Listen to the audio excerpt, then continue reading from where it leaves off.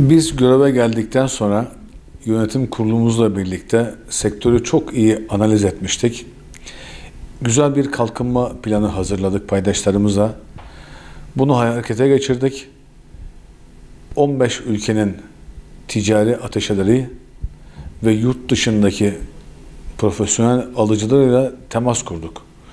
Gaziantep Fuarı'na bu insanların gelmesini sağladık. Gaziantep Fuarı'na Gaziantep'li ayakkabı üreticilerimizin, terlikçilerimizin katılmasını, daha çok katılmasını sağladık. Yurtdışı fuarlarına Gaziantep olarak hem katılımcı hem ziyaretçi olarak iştirak ettik. Bunun sonucunda da Gaziantep'te hem üretim bazında hem ihracat bazında 20 yılın rekorunu kırdık.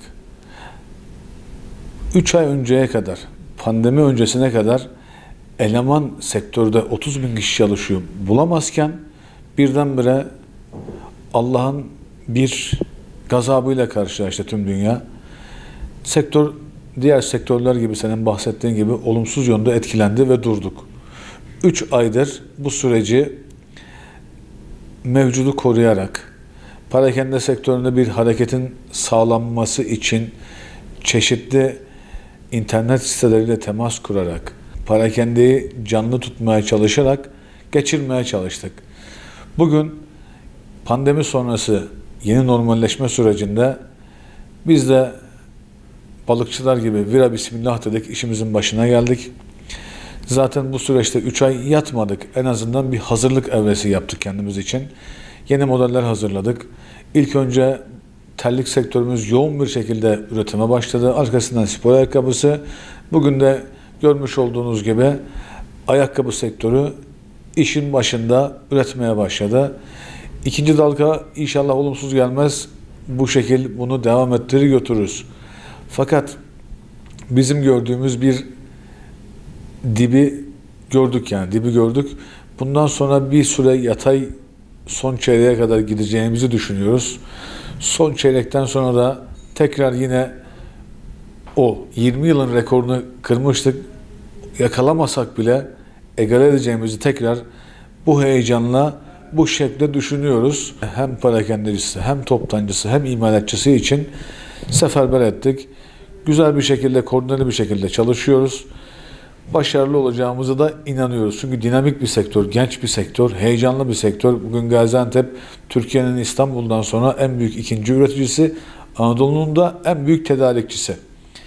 Amacımız şu an birçok ulusal markaya mal yaparken bunu dünya markalarına taşımak. Bunun için çaba ediyoruz, bunun için emek veriyoruz. İyi gidiyoruz.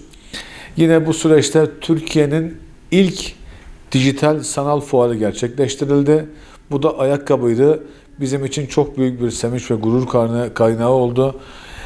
1-3 Haziran tarihleri arasında gerçekleşti. 27 ayakkabı üreticisi, 4 tane de saraciye ve çanta imalatçısı bu fuara katıldı. Yaklaşık 250 tane profesyonel yurt dışından alıcı bu fuara iştirak etti. İlk defa bir dijital fuar yapmanın heyecanı ve mutluluğunu yaşadık. Ticaret Bakanlığı bu fuara katılan firmalara %50 teşvik verdi. Bunu inşallah Eylül ayında daha geniş katılımcılığı yapacağız. Burada imalatçı firmalarımız showroomlarını onların anlayacağı dilde söylemek istiyorum. Bir film stüdyosu, bir haber stüdyosuna döndürdüler. Burada 360 derece kameralarla birlikte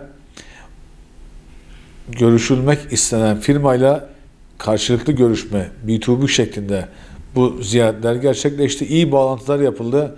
Bu da sektör adına olumlu yönde bir mutluluk, bir heyecan kaynağı oldu. Bir taze kan getirdi. Biz de bakmak isteriz.